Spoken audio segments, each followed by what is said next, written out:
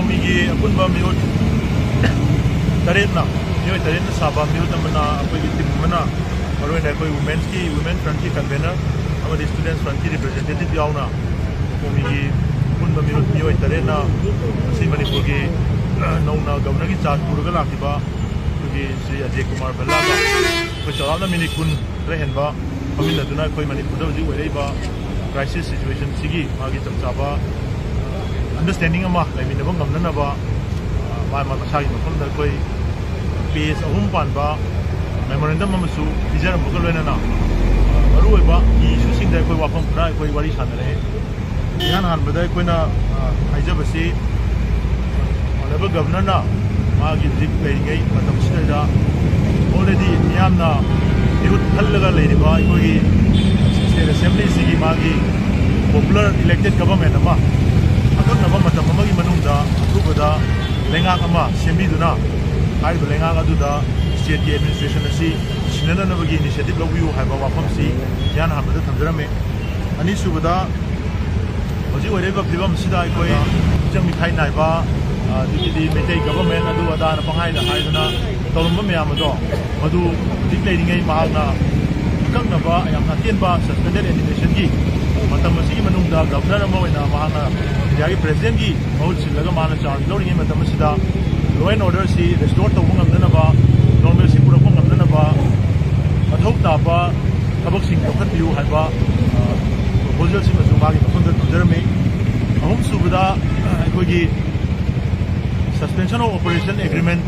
sign तौरगा लेरिबा group सिंग मरुएना यूपीएफ अमदि केनो अनि सिगी लुचिंबा ओइरिबा अखोगी जेडआरए की चेयरमैन थांगयान पाउगुइते अमदि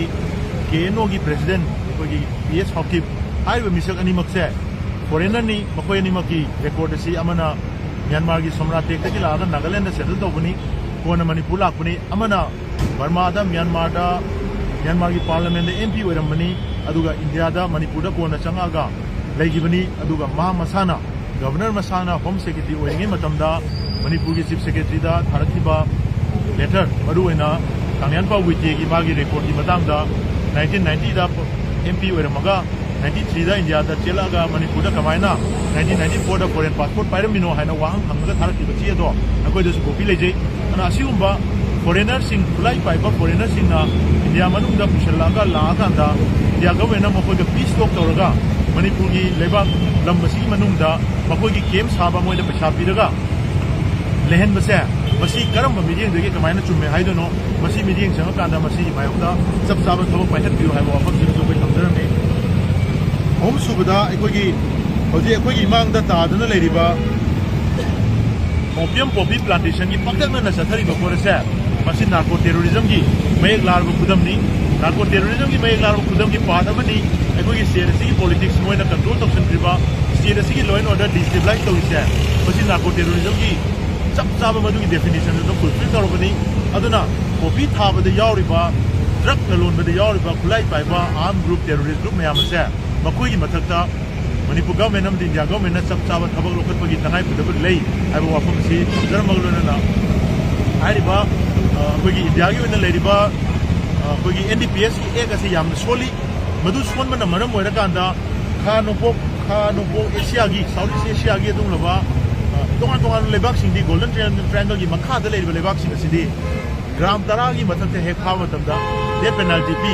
अदुबु डेथ पेनल्टी सी इंटरनेशनल फोरम दा क्रिटिसाइज तौबा तारगसु डेथ पेनल्टी मक इंडिया ना पीद्रगसु चैराबसे एमेंड तौथोक्तुना एनडीपीएस एक असिगी मागी एक असे एमेंड तौथोक्तुना पनिशमेंट असि खरा हेना हेवी ओइबा पनिशमेंट पीरकांदा मफम असिदा यामना फेवरेबल ड्रग की ट्रांजिट रोड अमा ओइरिबसे मसि डिस्करेज तौननबा इनिशिएटिव लौबियु अदुगा अखोइना ममांगी हप्तादा प्राइम मिनिस्टर दा मनि north east chief minister Singh दा पिजकिबा मेमोरेंडम अमगी खुथांगदा अखोइना मणिपुरदा अखोइगी डेडिकेटेड नॉर्थ ईस्ट की ओइबा एंटी नार्कोटिक ब्यूरो अमा एस्टैब्लिश तौबियु हाइबदो डोनर मिनिस्ट्री लेरिबा नॉर्थ ईस्ट काउंसिल ओइना नॉर्थ ईस्ट की डेडिकेटेड ओइना लेरि सुमाइना anti narcotic north east anti narcotic bureau अमा सेमननबा इनिशिएटिव तुसु लौबियु हाइना गवर्नर की मफमदा अखोइ थमजरमबनी अदुगा कॉपी थाबना मरम ओइरगा कॉपी थाबगी photo massive coffee plantation tauba deforestation tauba governor isasu ubiramani akoi dasu ure akoi isana su thengnajare masi khangna masi bawda akoina moi matakta chap chaba akaknaba akoi action lokhatana leibasina maram oiraga miyamda yamna lana uba pot khar lei masigi mayokta thabak tanghin biu haiba wafam sinsu thamjarami aduga akoigi manipurda akoigi maruena manipuri miyamna hujik thoiba crisis asida hujik thoiba crisis asida akoi maruena meitei kunaina masida tongsillaga yaudana thengnanabagi akoi chaptaba akoi agenda leibanate akoi di mokoina yan megi tangom da barukibada kulai paiga la tasalakwa amadi state ki lediba security ki arrangement na matamadu da kudakta akoi gi nakthok biba kunja sing village mayam asi kapi sensu ngamdabadagi naha sinisna chongtoraga masa masana kunjasi ngakchadaba yadadana ngakcharakibani aduga hairiba mitop singase makoi sinisa changthalakiba adumba thawong singase aduna maram oiraga ngasi akoi na kulai pai naha mayam amana hojik leiribase makoi si chapchana kamaina makoi si akoi chap chaba logi midiyeng da makoi da illegal unlawful oiba purama tadanaba dari initiative lawraga kamaina tawbu yagadage habadu adugi midiyeng tambiu haiba wafam jarame aduga manipur da ati thoiba issue se chronic oiraba matam sangna laina oina lai ibum laina purga laba adu makhani issue khara yauri haiba issue se address tawdabe yaroi mapung oina 1960s dagi horga manipur da refugee oina changakhiba refugee oina leijaramba refugee dagi akoi citizen onthokpiro haidana india government na citizenship act ki matung ina on khraba adumba refugee sing ado makoina ngasi lam asi moigi ne na claim torokpa lam asi mokoigi lamni atopa kanu changbi yaroi masida akoi separate administration piu hana demand torokpa se masi manipur gi assembly house ta hanjan na manipur gi territorial integrity